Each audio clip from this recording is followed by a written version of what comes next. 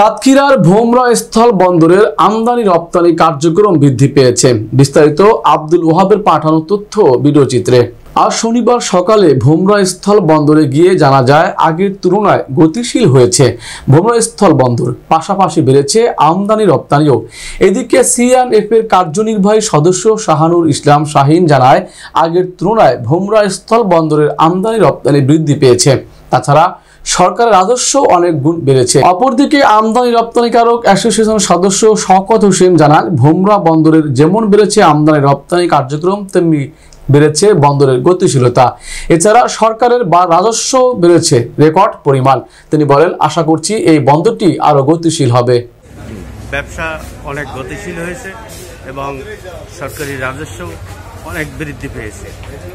তো সেক্ষেত্রে ব্যবসায়ীরা অত্যন্ত খুশি যে ভোমরা পোর্ট তারা ব্যবহার করে তারা এস্টাবলিশড হতে পারে বলে তারা আশাবাদী। শওকত ভাই, আপনার ভোমরা অবস্থা কি, বন্দরের কি অবস্থা এখন? আমাদের ভোমরার অবস্থা বর্তমান আগের চেয়ে অনেক ভালো। এখন ব্যবসায়িক অনেক গতিশীল, এখন মোটামুটি আগের তুলনায় এখন অনেক বেড়ে গেছে এবং কার্যক্রম এখানে খুব সুন্দরভাবে সুষ্ঠুভাবে হচ্ছে আল্লাহর রহমতে।